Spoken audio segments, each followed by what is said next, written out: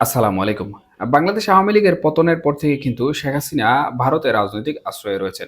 শুধু শেখ হাসিনাই নয় বরঞ্চ বাংলাদেশ আওয়ামী লীগের শীর্ষস্থানীয় নেতৃবৃন্দরাও কিন্তু ভারতের রাজনৈতিক আশ্রয়ে রয়েছেন এবং তারা সেখান থেকেই কিন্তু বাংলাদেশের অভ্যন্তরীণ রাজনীতি মনিটরিং করছেন কিংবা বাংলাদেশের অভ্যন্তরীণ যে সকল নেতাকর্মীরা আত্মগোপনে রয়েছেন তাদেরকে বিভিন্নভাবে দিক নির্দেশনা দিচ্ছেন। তবে এখানে শেখ হাসিনা যে সকল দিক নির্দেশনা দিচ্ছেন সেগুলোই কিন্তু সবথেকে বেশি তাৎপর্যপূর্ণ এবং গুরুত্বপূর্ণ। বাংলাদেশে যারা আত্মগোপনে রয়েছেন নেতাকর্মীরা এবং বাংলাদেশে যে সকল তৃণমূল নেতাকর্মীরা আওয়ামী লীগের সাথে জড়িত। কারণ সেই সকল তৃণমূলের নেতাকর্মীদের যদি উজ্জীবিত না করা হয় তাহলে কিন্তু বাংলাদেশ আওয়ামী লীগের যে একটি দাপট কিংবা বাংলাদেশ আওয়ামী লীগের যে একটি চিরচাহিত ইতিহাস ঐতিহ্য রয়েছে বাংলাদেশের রাজনীতিতে সেটি কিন্তু হারিয়ে যাবে। সুতরাং শেখ হাসিনা কোনোভাবেই চাচ্ছেন না যে বাংলাদেশ আওয়ামী লীগের এই যে ঐতিহাসিক ধারা রয়েছে কিংবা বাংলাদেশ আওয়ামী লীগের যে একটি নাম, খ্যাতি, যশ রয়েছে সেটি কোনোভাবে হারিয়ে যাক। যার ফলশ্রুতিতে উনি কিন্তু তৃণমূল নেতাকর্মীদের সাথে বিভিন্ন প্ল্যাটফর্মে বিভিন্নভাবে যুক্ত হচ্ছেন এবং বিভিন্ন ধরনের দিক নির্দেশনা দিচ্ছেন।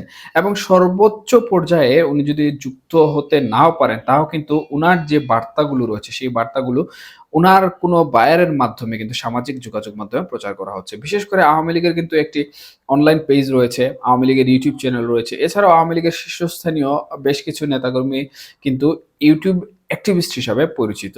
তাদের একটি নিজস্ব চ্যানেল রয়েছে এবং সেই সকল জায়গায় কিন্তু তারা শেখ হাসিনা যে বক্তব্যগুলো বা যে দিক নির্দেশনা প্রচার করেন সেগুলো কিন্তু তারা প্রচার করছে। যার ফলশ্রুতিতে আওয়ামী লীগের তৃণমূল পর্যায়ের নেতৃবৃন্দ কিন্তু সেই সকল বিষয়বস্তু বা সেই সকল দিক নির্দেশনা খুব ভালোভাবে শুনতে পান এবং সেই অনুযায়ী কিন্তু তাদের কর্মকাণ্ড পরিচালনা করে থাকেন। এছাড়াও আরো বেশ কিছু দিক নির্দেশনা রয়েছে যেগুলো সাধারণত ওয়ান বাই ওয়ান দেয়া হয়, যেগুলোর তথ্য আমরাও কোনোভাবে সংগ্রহ করতে পারি না। অর্থাৎ ওয়ান বাই ওয়ান বলতে যেটি বোঝানো হয় যে আপনি এবং আমার মধ্যে সীমাবদ্ধ কিছু নির্দেশনা রয়েছে যেগুলো শেখ হাসিনা সাধারণত উনার অত্যন্ত বিশ্বস্ত কোনো ব্যক্তিকে, যিনি বাংলাদেশের অভ্যন্তরীণ রাজনীতিতে এই বিষয়টি সঠিকভাবে প্রভাবিত করতে পারবেন, উনাকে কিন্তু দিয়ে থাকেন। যার ফলশ্রুতিতে কিন্তু উনার যে একটি টিম রয়েছে সাংগঠনিক কাজের জন্য, সেই টিমের মাধ্যমে কিন্তু বাংলাদেশের অভ্যন্তরীণ তৃণমূল নেতাকর্মীদের মধ্যে সেই বার্তাটি ছড়িয়ে দেন এবং তারা সেভাবেই কাজ করছে। এবং এই কাজের যে একটি ফলাফল সেটি কিন্তু আমরা বর্তমানে দেখতে পাচ্ছি। বাংলাদেশের অভ্যন্তরীণ রাজনীতিতে পতনের পর থেকে কিন্তু আওয়ামী লীগ কোনোভাবে ঘুরে দাঁড়াতে সক্ষম হচ্ছিল না। কিংবা আওয়ামী লীগ বিভিন্নভাবে চেষ্টা করলেও যে একটি বড়সড় মিছিল করা থেকে শুরু করে একটি গণজামায়াত করার কোনো ব্যবস্থা কিন্তু তারা করতে পারেনি। বিভিন্ন সময় বিভিন্ন ধরনের কর্মসূচি সামাজিক যোগাযোগ মাধ্যমে তারা ঘোষণা দিলেও সে সকল কর্মসূচি কিন্তু বাস্তবায়ন করতে তারা সক্ষম হয়নি। তবে এবার কিন্তু অনেকটাই ব্যতিক্রম লক্ষ্য করা যাচ্ছে এবং সেই ব্যতিক্রমী বিষয়টা হচ্ছে কোনো প্রকার ঘোষণা না দিয়ে কিন্তু আওয়ামী লীগ তাদের যে পরিকল্পনা রয়েছে বা তাদের যে একটি অবস্থান রয়েছে সেই অবস্থানটি কিন্তু তারা চালিয়ে যাচ্ছে এবং চেষ্টা করে যাচ্ছে বাংলাদেশের অভ্যন্তরীণ রাজনীতিতে ফেরার জন্য। এবং এর বেশ কিছু উদাহরণ হচ্ছে সম্প্রতি বাংলাদেশের ঢাকাতে কিন্তু অনেক বড় বড় মিছিল আওয়ামী লীগ করছে। বিগত কিছুদিন পূর্বেও কিন্তু আওয়ামী লীগকে যখন এক জায়গায় জড়ো হতে দেখা যেত বা আওয়ামী লীগ যখন ঘোষণা দিয়ে কোনো মিছিল করার চেষ্টা করতো বা গণজামায়াত করার চেষ্টা করতো তখন কিন্তু পুলিশি বাধা থেকে শুরু করে সাধারণ জনগণের একটি রোষানলে তারা পড়ে যেত। কিন্তু সম্প্রতি যে মিছিলগুলো তারা দিচ্ছে সেগুলোতে কিন্তু দেখা যাচ্ছে যে কোনো প্রকার বাধা বিপত্তি ছাড়াই কিন্তু বাংলাদেশ আওয়ামী লীগের এই মিছিলগুলো সম্পূর্ণ হচ্ছে। এখন থেকে অনেকেই কিন্তু ধারণা করছেন যে বাংলাদেশের অন্তর্বর্তীকালীন সরকার আন্তর্জাতিক বিভিন্ন চাপের কারণে কিন্তু অনেকটাই প্রশাসনিকভাবে নিরপেক্ষ ভূমিকায় চলে যাচ্ছে। এখন এই বিষয়টি আসলে কেন হচ্ছে বা এই বিষয়টির পেছনে কি কারণ থাকতে পারে?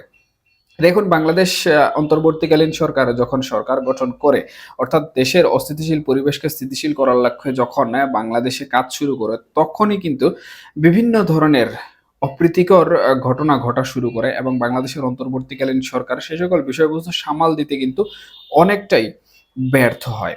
এই ব্যর্থতাকে কেন্দ্র করে কিন্তু আন্তর্জাতিক মহলের যে রাজনীতি রয়েছে বা আন্তর্জাতিক মহলের যে দৃষ্টিভঙ্গি রয়েছে, সেই দৃষ্টিগুলো কিন্তু অন্তর্বর্তীকালীন সরকারের উপর পতিত হয়। যার ফলশ্রুতিতে আমরা দেখেছি যে বাংলাদেশে যে উগ্রবাদিতা কিংবা বাংলাদেশে যে হিন্দু নিধনের বিষয়ে ভারতীয় মিডিয়া যে সকল প্রচার অপপ্রচার চালিয়েছে সেগুলো নিয়ে কিন্তু বিশ্ব মিডিয়া নানাভাবে নানা ধরনের নিউজ সম্প্রচার করেছে এবং এই বিষয়টি কিন্তু বাংলাদেশে সবথেকে বেশি হাইলাইট হয়েছে এবং যার ফলশ্রুতিতে অন্তর্বর্তীকালীন সরকার কিন্তু এক পর্যায়ে আন্তর্জাতিকভাবে সবথেকে বেশি চাপের মধ্যে পড়ে গিয়েছে।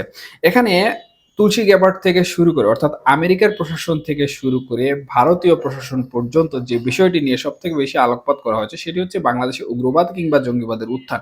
সুতরাং এই বিষয়টি কিন্তু আমরা দেখেছি যে অন্তর্বর্তীকালীন সরকার এখন অনেকটাই নিয়ন্ত্রণ করার চেষ্টা করছে। এছাড়াও বাংলাদেশে আওয়ামী লীগের উপর অর্থাৎ ৫ই আগস্ট পরবর্তী আওয়ামী লীগের উপর যে ধরনের নির্যাতন নিপীড়ন করা হচ্ছে তাতে আন্তর্জাতিক মহলে কিন্তু আওয়ামী লীগের যারা লবিং তদবির করছেন তারা কিন্তু এই বিষয়গুলো ঢালাওভাবে হাইলাইট করছেন এবং প্রচারণা করছেন। বিশেষ করে আন্তর্জাতিক আদালত যেটি রয়েছে কিংবা জাতিসংঘ যেটি রয়েছে সেই জাতিসংঘ বা আন্তর্জাতিক আদালতে কিন্তু এই বিষয়গুলো চরমভাবে হাইলাইট করা হচ্ছে। যার ফলশ্রুতিতে অন্তর্বর্তীকালীন সরকার যেরকম থাকার কথা অর্থাৎ একটি নিরপেক্ষ সরকার থাকার কথা এবং নিরপেক্ষ সরকারের অধীনে রাজনৈতিক দলগুলোর নেতাকর্মীরা সে ক্ষমতাচ্যুত হোক কিংবা ক্ষমতায় থাকা হোক অথবা তার আধিপত্য না থাকুক কিংবা তার আধিপত্য থাকুক প্রত্যেকটি রাজনৈতিক দলের রাজনৈতিক নেতাকর্মীদের নিরাপত্তা প্রদান করা এবং দেশের নাগরিক হিসাবে তাকে যে নিরাপত্তা দেওয়ার বিষয়টি সেই বিষয়টি কিন্তু এখানে লঙ্ঘিত হচ্ছে এবং অন্তর্বর্তীকালীন সরকার এই বিষয়টি দিতে কিন্তু ব্যর্থ হয়েছে। যার ফলশ্রুতিতে আন্তর্জাতিক মহল থেকেও কিন্তু এক ধরনের চাপ অন্তর্বর্তীকালীন সরকারের উপর আসা শুরু হয়েছে এবং অন্তর্বর্তীকালীন সরকার বর্তমানে আওয়ামী লীগের এই বিষয়টি নিয়ে অনেকটাই নিরপেক্ষ ভূমিকায় চলে যাচ্ছেন।